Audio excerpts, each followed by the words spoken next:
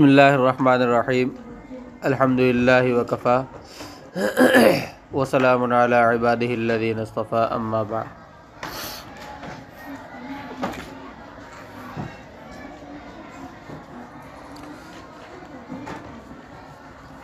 کل والی بات سمجھ میں آ گئی تھی پوری اچھی طرح؟ وہ جو اعتراض ہو رہا تھا کرامت میں اور رسالت معجزہ اور کرامت کے اندر وہ بھی صحیح سمجھ میں آ گیا تھا۔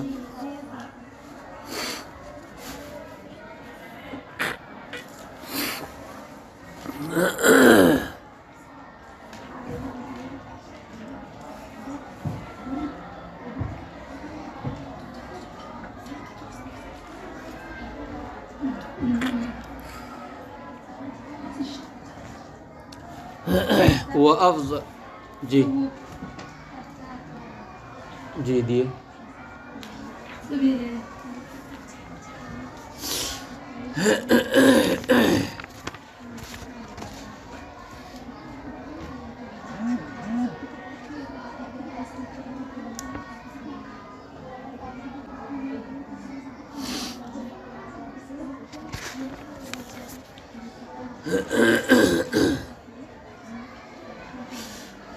وَأَفْضَلُ الْبَشَرِ بَعْدَ نَبِيِّنَا۔ امامت کی بحث شروع کرتے ہوئے ماتن رحمۃ اللہ علیہ نے سب سے پہلے فرمایا کہ اور سب سے افضل بشر ہمارے نبی صلی اللہ علیہ وسلم کے بعد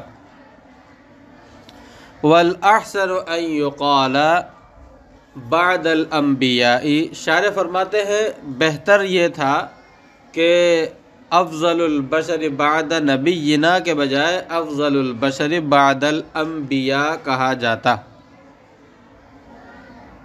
آ رہی بات سمجھ میں؟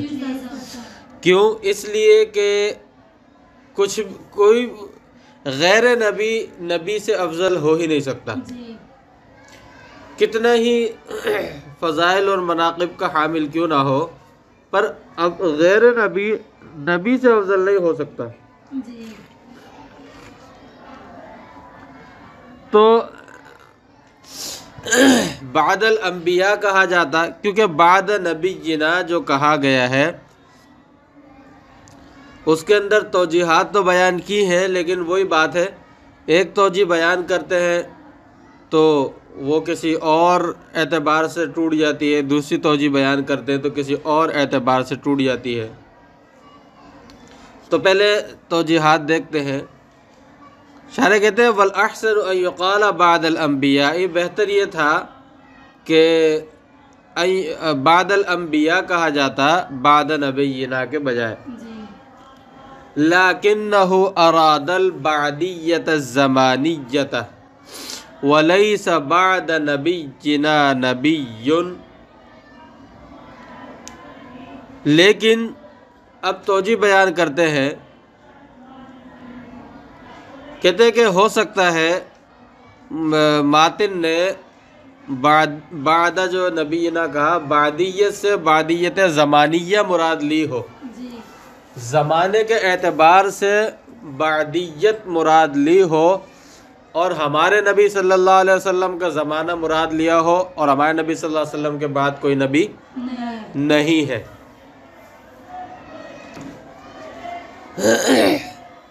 لیکن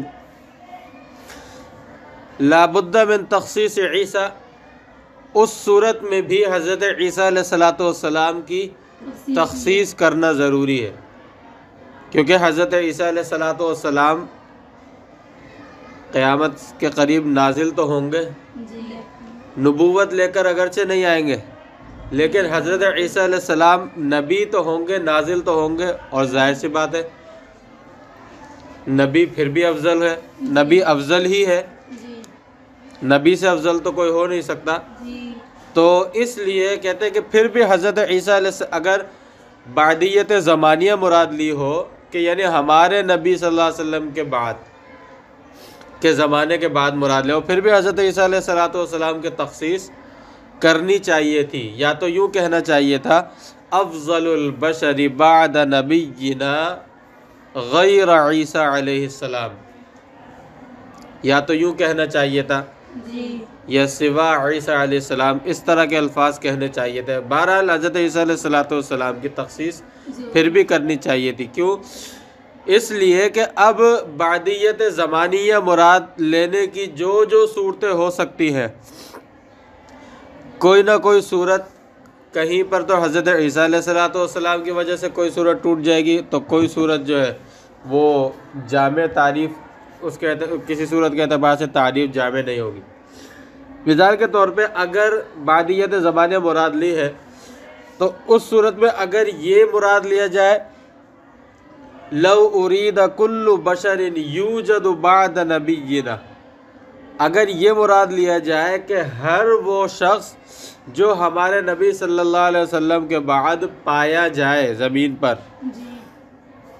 ہر وہ شخص، ہر وہ بشر جو ہمارے نبی صلی اللہ علیہ وسلم کے بعد زمین پر پایا جائے، اگر یہ مراد ہو ماتن کی انتقض بعیسیٰ، تو بھی یہ حضرت عیسیٰ علیہ السلام کے ذریعے سے یہ توجیہ ٹوٹ جائے گی۔ کیوں کہ حضرت عیسیٰ علیہ السلام بھی ہمارے نبی صلی اللہ علیہ وسلم کے بعد پائے جائیں گے، آئیں گے دنیا کے اندر، آئیں گے وہ۔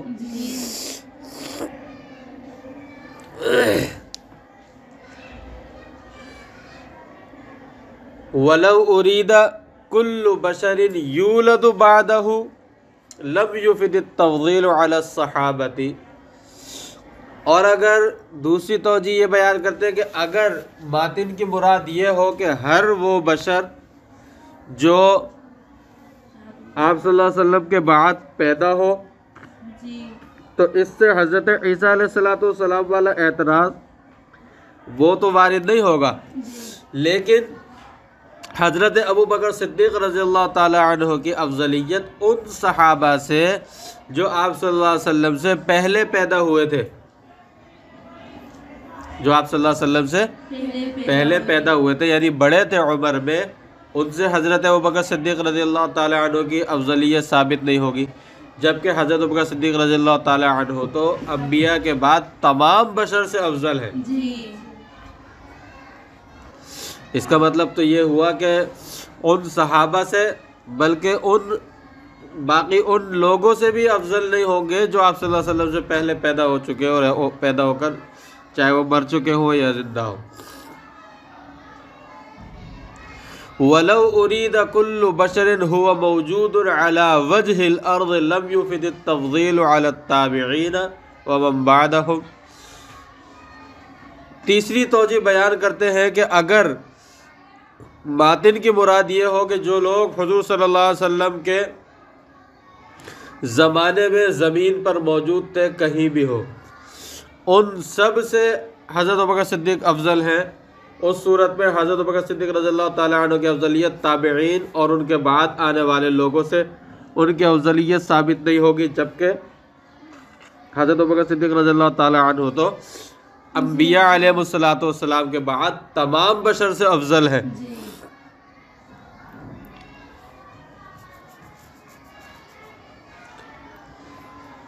وَلَوْ أُرِيدَ كُلُّ بَشَرٍ يُوجَدُ عَلَى وَجْهِ الْأَرْضِ فِي الْجُمْلَةِ انْتَقَضَ بِعِيسَىٰ۔ چوتھی توجہ یہ بیان کرتے ہیں کہ اگر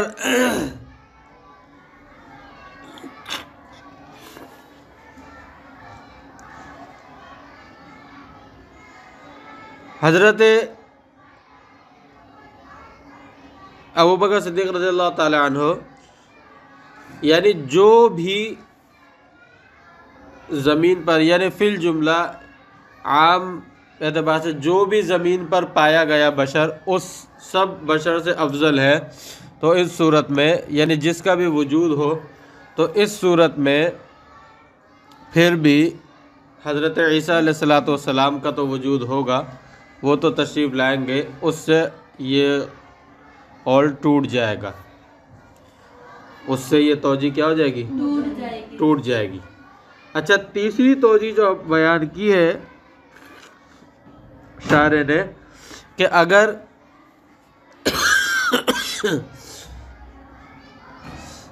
یہ تیسری توجہ مراد لی جا سکتی ہے، تیسری توجہ جو شارح نے بیان کی ہے نا کہ اگر وَلَوْ أُرِيدَ كُلُّ بَشَرٍ هُوَ مَوْجُودٌ عَلَى وَجْهِ الْأَرْضِ لَمْ يُفِدِ التَّفْضِيلُ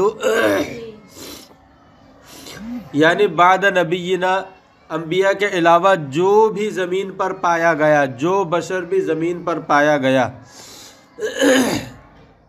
جو بشر بھی زمین پر پایا گیا،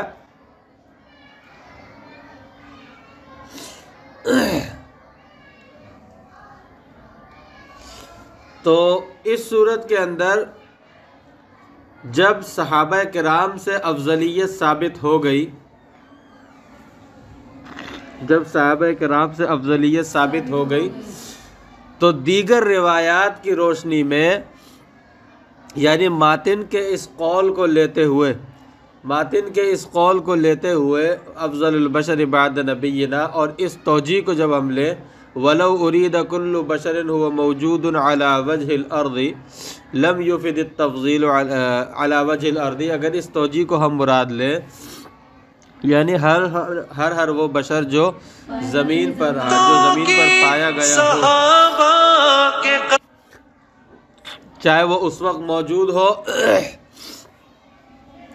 یا بعد میں آئے یا پہلے، تو دیگر روایات کی روشنی میں جب صحابہ کرام، تمام صحابہ کرام سے افضلیت ثابت ہو گئی تو پھر تمام لوگوں سے بھی افضلیت ثابت ہو گئی، تمام لوگوں سے بھی افضلیت ثابت ہو گئی۔ مثال کے طور پہ آپ صلی اللہ علیہ وسلم نے فرمایا کہ لا تسبوا اصحابی فوالذی نفسی بیدہ لو ان احدکم انفق مثل احد ذهبا ما ادرک مد احدہم ولا نصیفہ۔ آپ صلی اللہ علیہ وسلم فرماتے کہ میرے صحابہ کو برا بھلا مت کہو، کیونکہ اگر تم احد پہاڑ کے برابر سونا بھی خرچ کرو لیکن میرے صحابہ کے ایک مد یا آدھے مد کسی چیز، کوئی کچھ بھی خرچ کرے وہ اس کے برابر بھی نہیں پہنچ سکتے۔ آ رہی سمجھ میں؟ تو برابر نہیں پہنچ سکتے تو اس کا مطلب یہ ہوا کہ صحابہ کسی یعنی کسی ادنے سے ادنا صحابی کے درجے کو بھی کوئی بڑے سے بڑا ولی نہیں پہنچ سکتا۔ یہ ہمارا اہل سنت والجماعت کا مسلک بھی ہے کہ بڑے سے بڑا ولی بھی کسی ادنا سے ادنا درجے کے صحابی کے درجے کو نہیں پہنچ سکتا۔ تو جب غیر صحابی یعنی انبیاء علیہ الصلوۃ والسلام کے بعد کچھ کے علاوہ پھر صحابہ کرام باقی دیگر انسانیت سے افضل ہیں، تو ان روایات کو دیکھتے ہوئے کہ حضرت ابوبکر صدیق کی افضلیت جب تمام صحابہ سے ثابت ہو گئی تو انبیاء علیہ السلام کے بعد تمام انسانیت سے بھی خود بخود ثابت ہو گئی۔ ارے بات سمجھ میں؟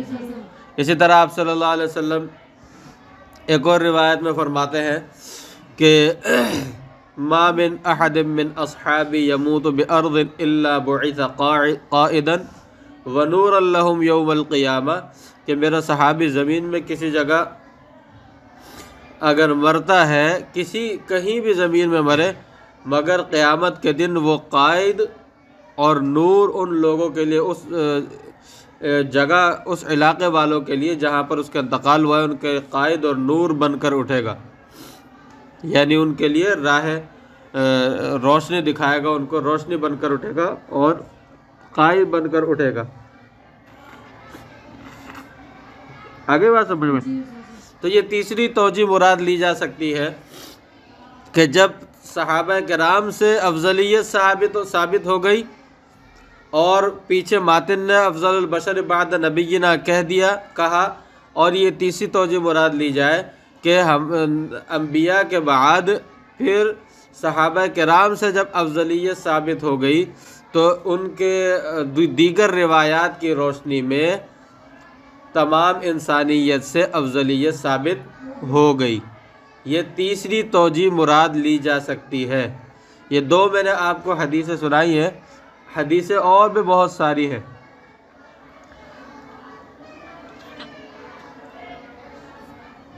آ رہی سمجھ میں؟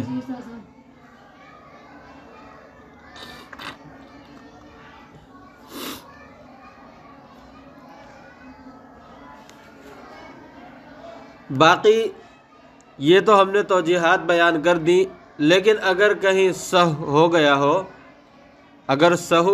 کہیں پہ، تو اس سہو کا اظہار کر دینا چاہیے. توجیحات ہو سکے تو توجیحات کر لیں، لیکن اس صحو کا اظہار بھی کر دینا چاہیے. تصحیح عبارت کے طور پر کہ بہتر یہی ہے کہ ماتن یوں کہہ دیتے وہ افضل البشری، اور صحیح عبارت بھی یہی ہے. تصحیح عبارت کے طور پر ہم یہ عرض کرتے ہیں کہ صحیح عبارت یہ ہے کہ وہ افضل البشر بعد الانبیاء. ٹھیک ہے.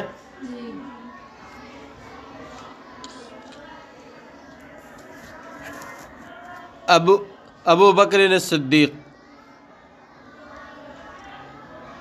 ابو بکر صدیق یعنی انبیاء علیہ الصلوۃ کے بعد، انبیاء علیہ الصلوۃ کے علاوہ اور ان کے بعد سب سے افضل بشر جو ہے وہ حضرت ابو بکر صدیق رضی اللہ تعالی عنہ ہے. الذي صدق النبی علیہ السلام فی النبوۃ من غیر تلعثم وفی المعراج بلا تردد.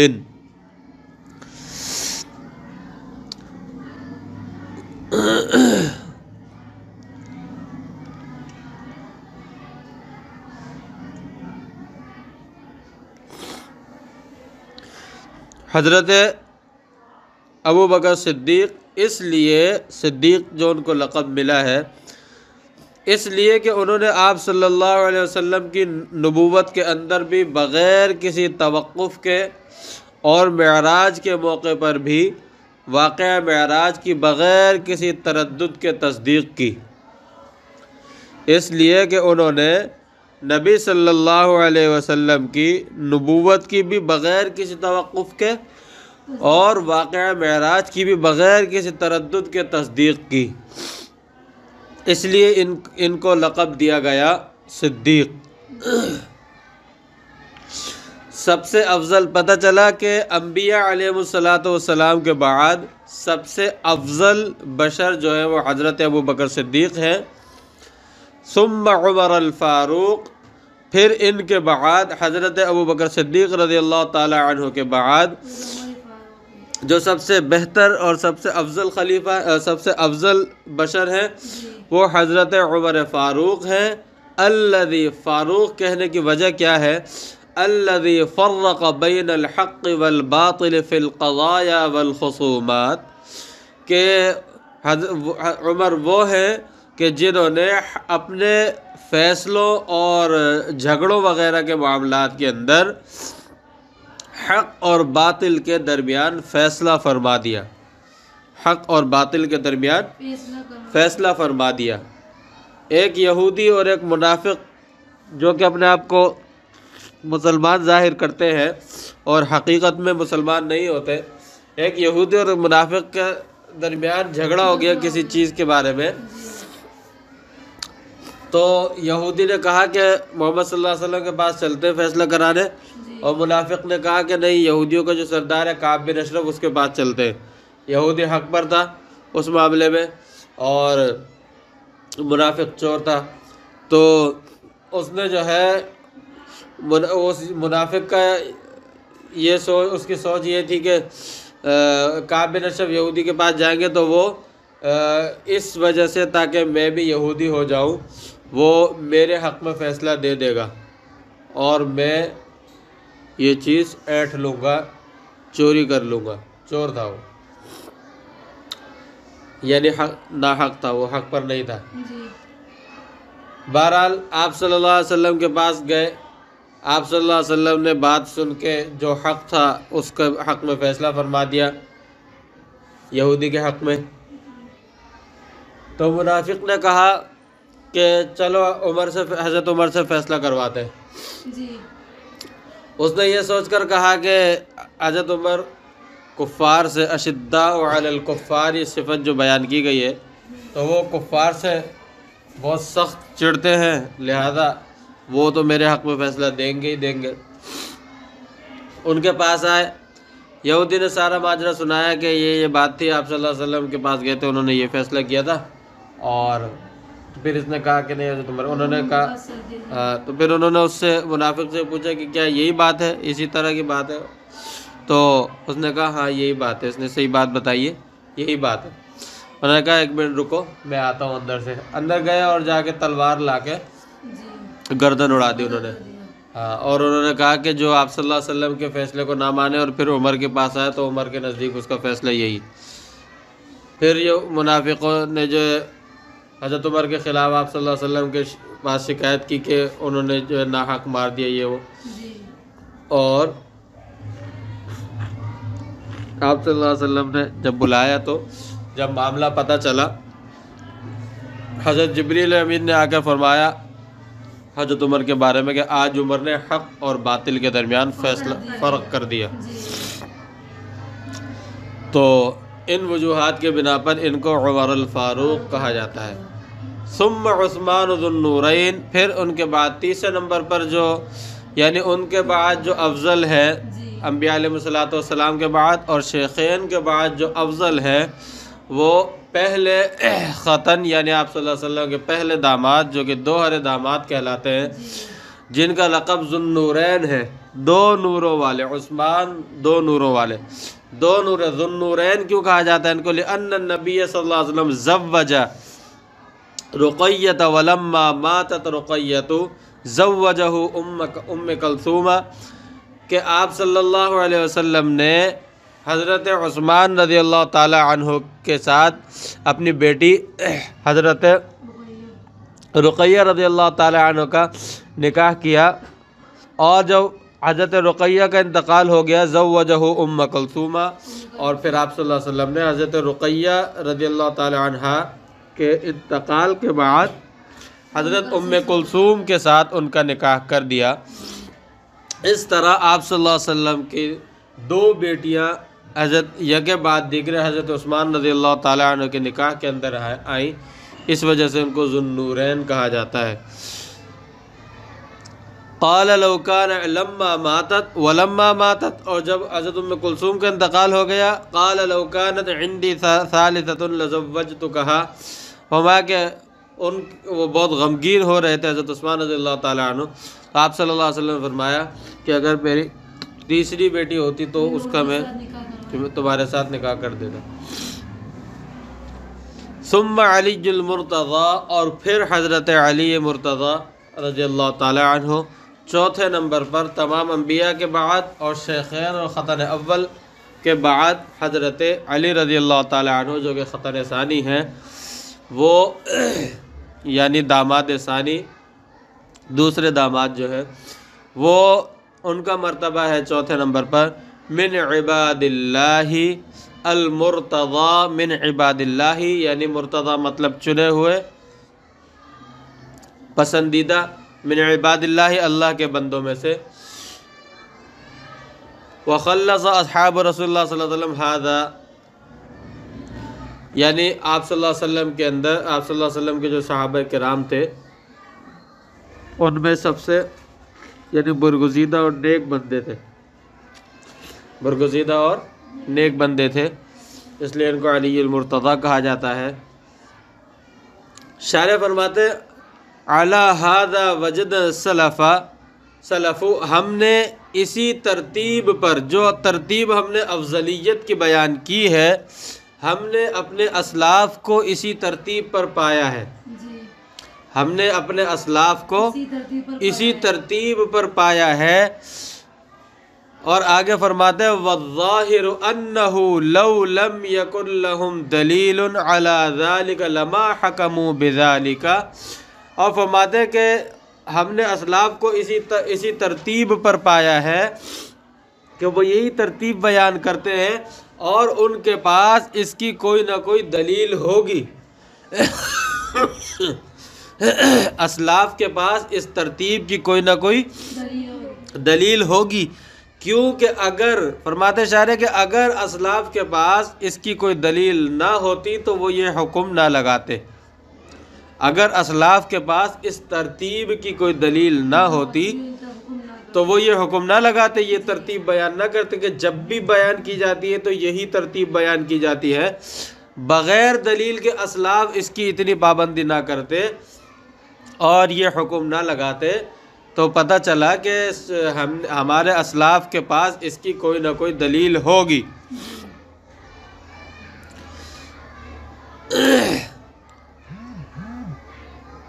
آگے شارح فرماتے ہیں وَأَمَّا نَحْنُ فَقَدْ وَجَدْنَا دَلَائِلَ الْجَانِبَيْنِ مُتَعَارِضَةٌ۔ رہی یہ بات حضرت عثمان رضی اللہ تعالیٰ عنہ اور حضرت علی رضی اللہ تعالیٰ عنہ، ان دونوں میں افضل کون ہے؟ آیا جو ترتیب بیان کی ہے اس ترتیب کے مطابق یہی ہے کہ حضرت عثمان افضل، پھر ان کے بعد حضرت علی، یا یہ ہے کہ حضرت علی رضی اللہ تعالیٰ عنہ کا درجہ حضرت عثمان رضی اللہ تعالیٰ عنہ سے افضل ہے؟ تو اسلاف کی بات تو شارح نے کر دی، باقی آگے فرماتے کہ جہاں تک ہماری بات ہے، ہم دلائل دیکھتے ہیں، دونوں طرف کے دلائل آپس میں متعارض ہیں، یعنی اہل سنت والجماعت کے دلائل، اور اہل سنت والجماعت کا مسلک یہی ہے کہ حضرت عثمان رضی اللہ تعالیٰ عنہ حضرت افضل ہے، اور پھر ان کے بعد حضرت علی رضی اللہ تعالیٰ عنہ سب سے افضل ہے، چوتھے نمبر پر، علی دا چوتھا نمبر۔ آ رہی سمجھ میں؟ تو اہل سنت والجماعت کے دلائل افضلیت عثمان ثم علی کے بارے میں، اور کہتے ہیں کہ شیعوں کے جو دلائل ہیں، شیعوں کے دلائل افضلیت علی ثم عثمان کے بارے میں کہتے ہیں کہ یہ دونوں دلائل آپس میں متعارض ہیں۔ شارح کیا فرماتے ہیں؟ یہ دونوں دلائل آپس میں متعارض ہیں۔ اب جب دلائل شارح فرماتے ہیں کہ متعارض ہیں، تو آیا ان کا کوئی حل ہو نہ ہو؟ آگے شارح کیا کہتے ہیں؟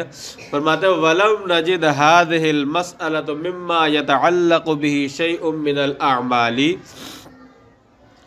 فرماتے ہیں کہ اس کے متعلق، یعنی کہ حضرت عثمان افضل ہیں یا حضرت علی افضل ہیں، اصل میں یہ مسئلہ اعمال سے تعلق نہیں رکھتا، یہ مسئلہ اعمال سے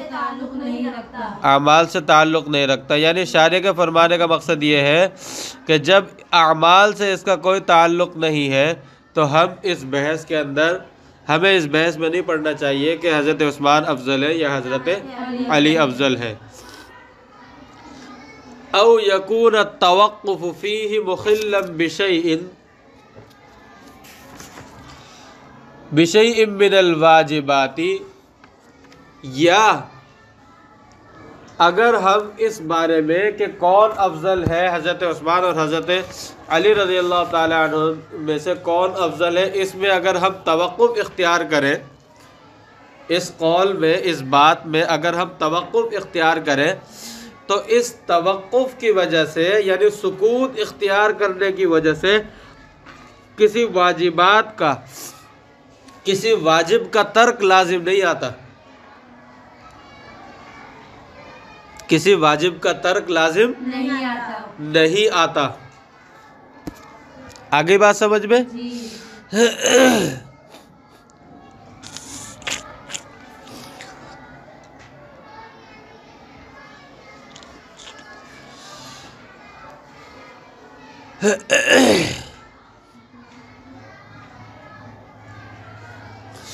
آگے فرماتے ہیں والسلف كانوا متوقفين في تفضيل عثمان حيث جعلوا من علامات السنة والجماعة تفضيل الشيخين ومحبة الخطنين۔ فرماتے ہیں کہ اسلاف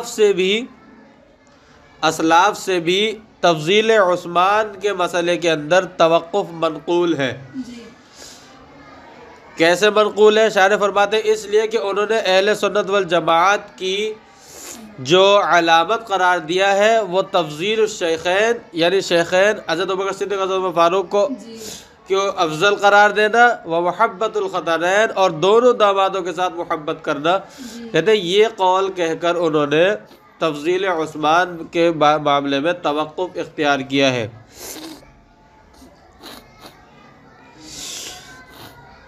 آگے بات سمجھ میں؟ آگے فرماتے اچھا والانصاف، پہلے شارح کی جو توجیحات ہیں اس کو دیکھتے پھر والانصاف سے آگے پڑھیں گے۔ شارح کی جو توجیحات ہیں، یعنی شارح نے کیا توجیحات بیان کی ہے؟ 4 توجیحات بیان کی ہے تفضیل عثمان و علی کے معاملے میں۔ ایک تو شارح نے یہ کہا ہے کہ افضلیت کا مسئلہ جو ہے یہ اعتقادی مسئلہ ہے، عملی مسئلہ نہیں ہے۔ اب تو کر لے دل سے توبہ۔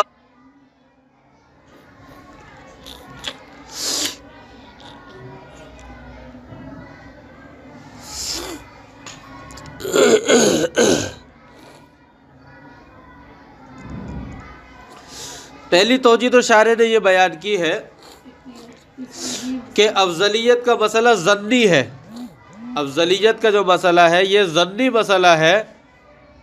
وہ کیسے کہ ہم نے اپنے اسلاف کو اسی ترتیب پر پایا اور ان کے ساتھ ہم نے حسن ظن رکھا ہے کہ ضرور ان کے پاس کوئی دلیل ہوگی۔ آ رہی بات سمجھ میں؟ تو ہم افضلیت کا مسئلہ کہتے ہیں ایک تو ظنی مسئلہ ہے، لہذا حسن ظن کی بنا پر ہم نے جو ہے یہ ترتیب قائم کی ہے کہ اسلاف کے پاس کوئی نہ کوئی دلیل ہوگی، تو ہم نے حسن ظن کی بنیاد پر ہم نے اسلاف کی تقلید کی ہے۔ ٹھیک ہے،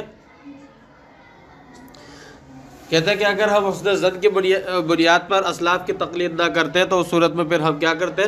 توقف کرتے اس مسئلے کے اندر۔ اور یہ بات سمجھ میں؟ تو ایک تو کہتے ہیں پہلی توجہ تو یہ کہتے ہیں کہ افضلیت کا مسئلہ ظنی ہے، دوسری توجہ یہ کہتے ہیں کہ افضلیت کا مسئلہ اعتقادی ہے، عمل سے اس کا تعلق نہیں ہے۔ یہ دوسری توجہ ہے۔ دوسری وجہ بیان کی ہے کہ افضلیت کا مسئلہ کر لے دل سے توبہ کر دو مجھے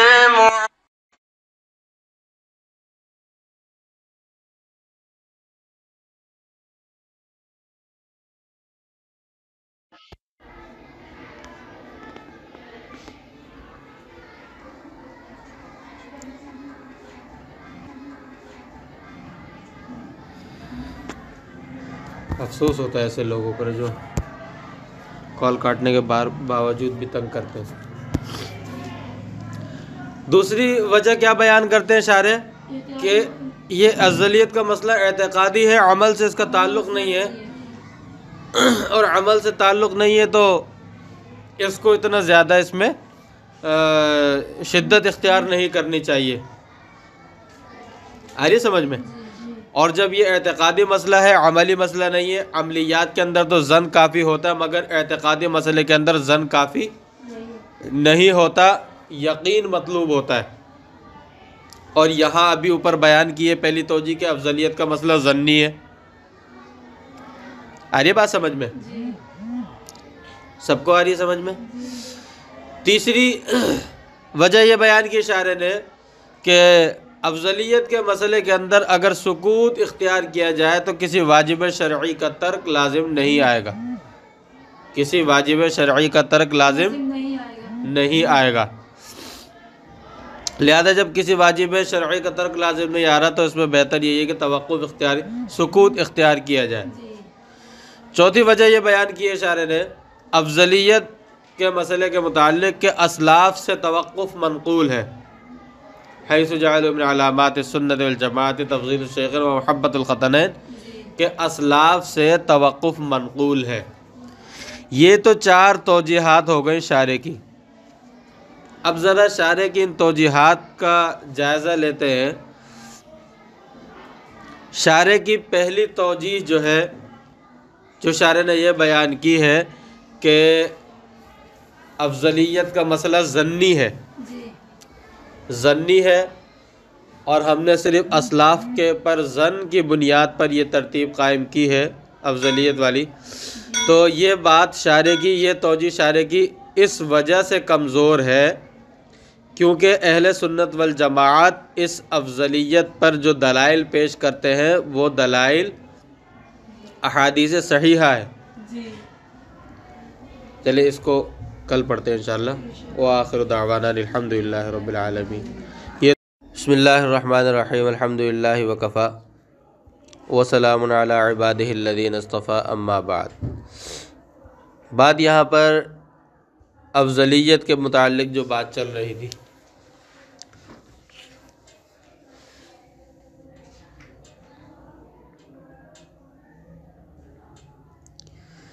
اب یہاں پر شارح نے جو توجیحات بیان کی ہیں، پہلی توجیہ شارح نے کیا بیان کی تھی کہ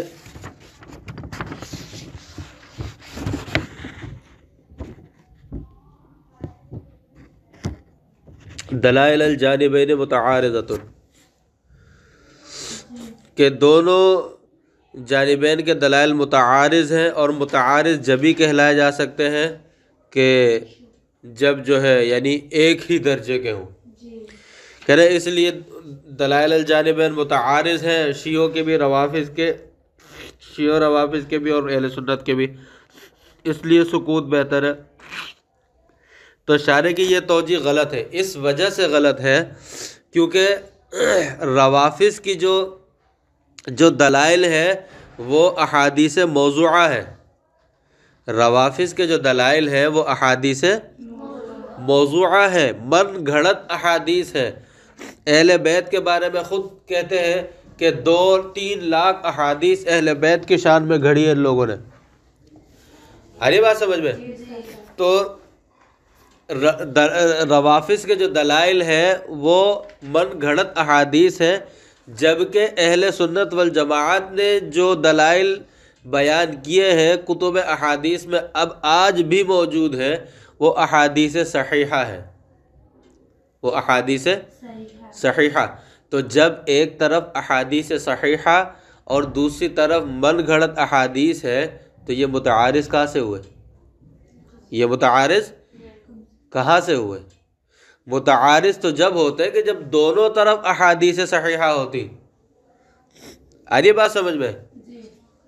جب دونوں طرف احادیث صحیحہ ہوتی متعارض اس وقت ہوتے. یہاں تو کوئی تک ہی نہیں بن رہا متعارض کہنے کا، کیونکہ اہل سنت والجماعت کے دلائل احادیث صحیحہ ہے، جبکہ روافض کے جو دلائل ہیں وہ من گھڑت احادیث ہیں.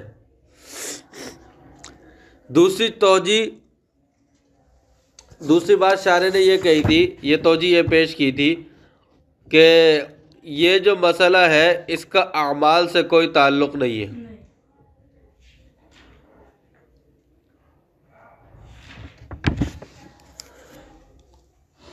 ایک اور توجیہ شارح نے اسی کے تحت یہ کہی تھی کہ یہ جو ہے مسئلہ اعمال سے یعنی اس کا تعلق نہیں ہے، اور اعتقادی مسئلہ ہے، اور اعتقاد میں ظن کافی نہیں ہے. یہ اعتقادی مسئلہ ہے اور اعتقاد میں ظن کافی نہیں ہوتا، اس کے لیے یقین ضروری ہوتا ہے. تو یہ توجیہ اس وجہ سے شارح کی کمزور ہے، اس وجہ سے شارح کی غلط ہے، کیونکہ علی الاطلاق یہ کہہ دینا کہ اعتقادی مسائل میں ظن کافی نہیں ہوتا، یہ درست نہیں ہے. شارح کا علی الاطلاق یہ کہہ دینا کہ اعتقادی مسائل میں ظن کافی نہیں، یہ درست نہیں ہے. اس لیے کہ ہم نے اسلاف کی کتابوں میں، عقائد کی کتابوں میں بہت سے ظنی مسائل کو پایا ہے. مثلا فرشتوں کی انبیاء علیہ السلام پر فضیلت، یا انبیاء کی فرشتوں پر فضیلت کا مسئلہ. اسی طرح 10 مبشرہ کا تمام صحابہ سے افضل ہونا، 10 مبشرہ کا تمام صحابہ سے افضل ہونا. جی اسی طرح مجتہد جو اجتہاد کرتا ہے اس سے غلطی بھی ہوتی ہے اور درست، دونوں صورتوں کے اندر اجر کا پانا، یہ ضمنی مسائل ہیں. ان کے اندر یقین نہیں، یہ سب ضمنی مسائل ہیں. اور بھی بہت سے ایسے ہیں، مثال کے طور پہ ایمان بڑھتا ہے گھٹتا ہے، بہت سے مسائل ایسے ہیں، یہ ضمنی مسائل ہیں، اور اسلاف کی کتابوں کے اندر ہم نے یہ مسائل پائے ہیں. تو اس پر انہوں نے اعتقاد کی بنیاد رکھی ہے. تو شارح کی دوسری توجیہ اس وجہ سے غلط ہے کہ انہوں نے علی الاطلاق یہ کہہ دیا کہ اعتقادی مسائل میں ظن کافی نہیں ہے. اس وجہ سے یہ دوسری توجیہ بھی شارح کی غلط ہے. تیسری توجیہ شارح نے جو ہے یہ پیش کی تھی کہ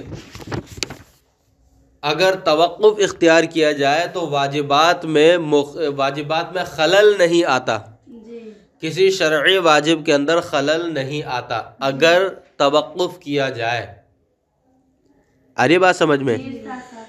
تو یہ توجیہ اشارے کی اس وجہ سے غلط ہے کہ مسئلہ افضلیت جو ہے اس سے شیعہ کا ابطال مقصود ہے، روافض کا ابطال مقصود ہے۔ مسئلہ افضلیت بیان کرتے ہیں ہم کہ سب سے افضل کون، پھر کون، پھر کون، اس سے روافض کا ابطال مقصود ہے، ان کے قول کو باطل ثابت کرنا مقصود ہے، اور شیعہ اور روافض کے مذہب کا ابطال شرعاً واجب ہے۔ آ رہی بات سمجھ میں؟ کیوں کہ گمراہ، جو بھی گمراہ مذہب ہو اس کا ابطال واجب ہے۔ ہر گمراہ مذہب کا ابطال کیا ہے؟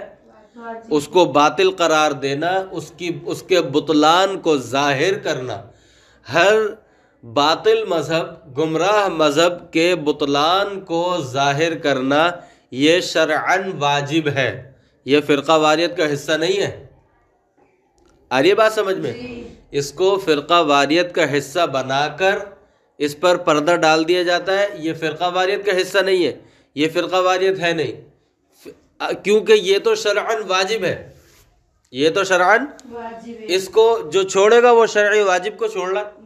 ہاں یہ بات ہو سکتی ہے کہ اس کا طریقہ کیا ہونا چاہیے، یہ ہو سکتی ہے کہ اس کا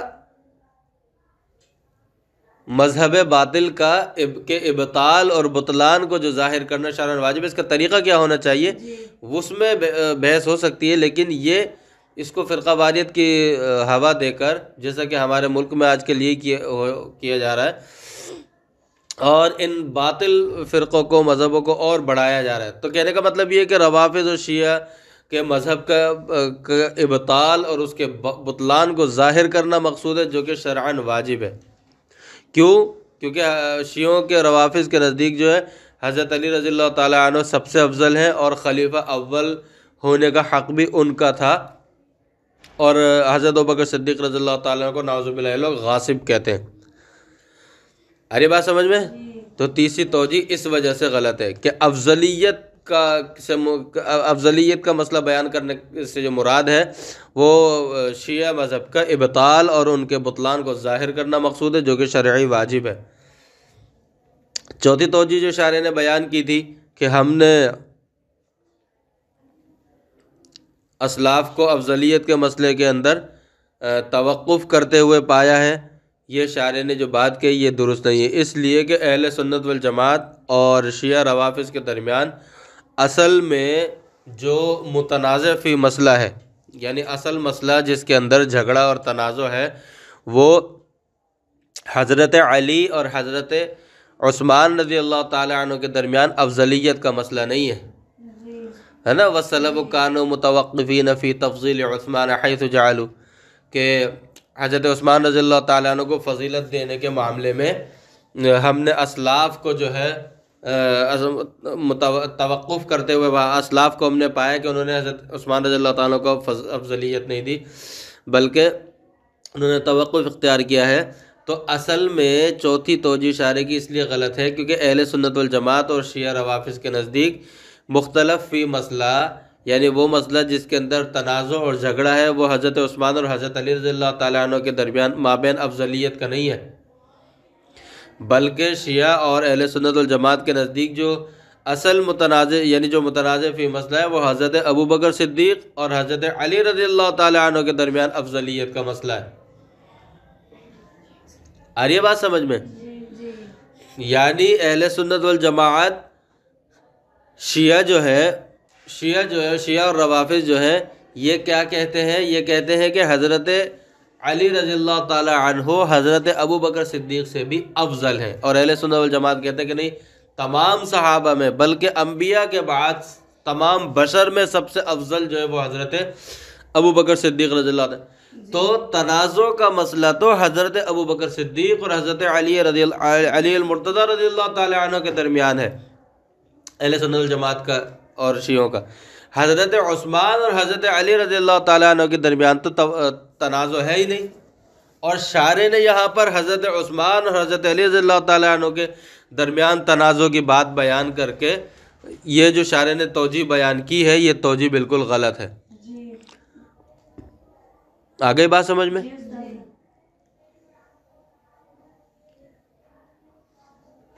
اسی وجہ سے شارح پر جو ہے سخت تنقیدیں بھی کی گئیں کہ شارح نے بحث کچھ اور تھی، بات کچھ اور تھی، اور شارح نے جو ہے یہاں پر کچھ اور ذکر کر دی. یعنی اصل بحث کچھ اور ہے، شارح نے کچھ اور بحث یہاں پر بیان کر دی.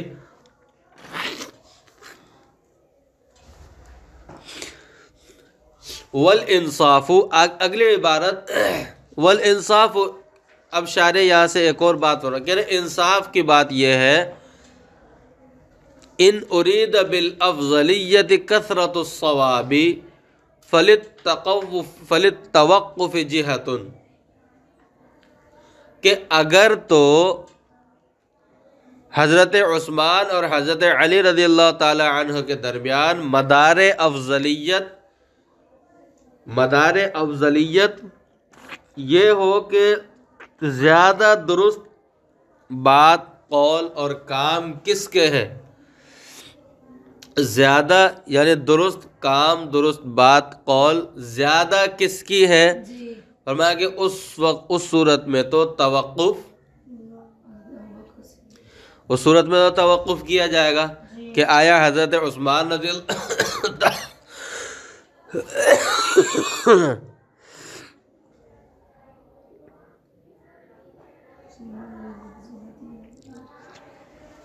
یہاں پہ اصل میں کثرت الصواب ہے، اور جبکہ ہونا کثرت الثواب ہی چاہیے. ٹھیک ہے، اس کو آپ صحیح کر کے صاد کے بجائے سا سے لکھیں، کیونکہ ثواب کی صورت میں یہاں پر بات درست نہیں بیٹھ رہی. سا صحیح ہے، سا ہمارے پاس بھی سا ہے. اچھا، میرے پاس جو ہاں تو یہ میرے پاس جو نسخہ ہے اس کے اندر صاد سے لکھا ہوا ہے تو بات ہی نہیں بیٹھے گی. ہاں، فرمایا کہ اگر افضلیت کا مدار ثواب کی کثرت ہو، یعنی اجر اور ثواب کی کثرت ہے، تو اس صورت میں تو توقف کیا جائے گا، کیونکہ یہ اللہ تبارک و تعالیٰ کو ہی معلوم ہے کہ کس کے اعمال اور کس کا اجر زیادہ ہے، کس کے اعمال اور کس کا اجر زیادہ ہے، یعنی ثواب زیادہ کس چیز کو ملے گا، کس کو ملے گا، یہ اللہ تبارک و تعالیٰ کو معلوم ہے، اللہ کے علاوہ اور کوئی جان نہیں سکتا. اس صورت کے اندر توقف بہتر ہے، دونوں میں کسی کو بھی افضل کہنے کی صورت میں. وَإِنْ أُرِيدَ كَثْرَةُ مَا يَعُدُّهُ ذَوُو الْعُقُولِ مِنَ الْفَضَائِلِ فَلَا، اور اگر مدار افضلیت وہ چیزیں ہوں جنہیں اہل عقل، جنہیں عاقلین فضائل میں سے شمار کرتے ہیں، یعنی اگر مدار افضلیت وہ چیزیں ہوں جنہیں عاقلین اہل عقل جو ہے فضائل میں سے شمار کرتے ہیں، تو فلا، تو اس صورت کے اندر توقف نہیں کیا جائے گا. یعنی پھر شارح کہتے ہیں کہ یہاں اس صورت میں اس سے بات واضح ہے کہ حضرت علی رضی اللہ تعالی عنہ افضل ہے حضرت عثمان سے. آ رہی بات سمجھ میں؟ یعنی اگر فضائل اور مناقب دیکھے جائیں تو اس صورت میں شارح کیا کہتے ہیں کہ حضرت علی کا مقام افضل ہے، کیونکہ حضرت علی رضی اللہ تعالیٰ عنہ کے مناقب بھی بہت زیادہ ہیں، مثلا کمالات علمیہ، عملیہ، فصاحت و بلاغت، سخاوت و شجاعت، اسی طرح سیدۃ اہل النساء کا شوہر ہونا وغیرہ وغیرہ. تو شارح فرماتے ہیں اس اعتبار سے اگر دیکھا جائے تو پھر اس میں توقف نہیں کیا جائے گا، پھر حضرت علی رضی اللہ تعالیٰ عنہ افضل ہے.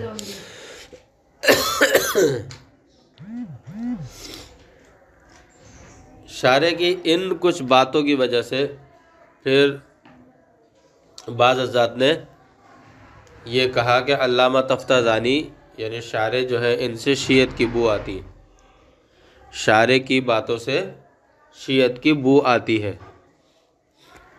آ رہی بات سمجھ میں؟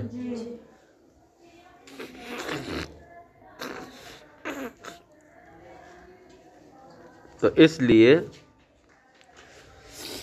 یہ بات درست نہیں. یہ جو شارع نے انصاف کی بات کی ہے یہ شارع کی انصاف کی بات درست نہیں ہے. کیوں درست نہیں ہے؟ کیونکہ پیچھے تو شارع یہ کہہ کر آئے ہیں کہ اسلاف مسئلہ افضلیت کے بارے میں توقف کرتے تھے، اور یہاں پر شارع جو ہے انصاف کا عنوان قائم کر رہے ہیں، اور انصاف کا عنوان قائم کر کے نہیں، یعنی پہلے شارع نے جو ترتیب بیان کی ہے اس ترتیب کو کہہ رہے ہیں کہ ہم نے جو ہے اپنے اسلاف کو اسی ترتیب پر پایا، یعنی پہلے حضرت ابوبکر صدیق، پھر حضرت عمر فاروق، پھر حضرت عثمان، پھر حضرت علی. انہوں نے کہا تھا نا یہی ترتیب خلافت ہے اور یہی ترتیب افضلیت ہے. تو اوپر تو شارع نے یہ کہا کہ ہم نے اپنے اسلاف کو اسی پر پایا، اسی ترتیب پر پایا، اور پھر آگے شارع نے آ کر کیا کیا، کانوا متوقفین فی تفضیل عثمان، کہ ہم نے اسلاف کو حضرت عثمان کی افضلیت کے مسئلے کے اندر توقف کرتے ہوئے پایا ہے. تو یہ تناقض ہو گیا نا شارع کے قول میں. پہلے شارع نے جو ترتیب بیان کی اس میں کہا کہ اسلاف سے ہم نے اسی ترتیب پر ہم نے اسلاف کو پایا ہے، اور آگے آ کر شارع نے یہ بات کہہ دی کہ اسلاف کو ہم نے توقف کرتے ہوئے پایا ہے. یہ تو شارع کی عبارت میں صریح تناقض آ گیا. تو اس لیے شارع کی یہ بات درست نہیں ہے، اور مسئلہ افضلیت کے متعلق جو بیان کی گئی ہے یہی زیادہ بہتر ہے کہ حضرت ابوبکر صدیق، حضرت عمر فاروق، حضرت عثمان رضی اللہ تعالی عنہ، اور پھر حضرت علی رضی اللہ تعالی عنہ چوتھے نمبر پر. وآخر دعوانا الحمدللہ رب العالمین.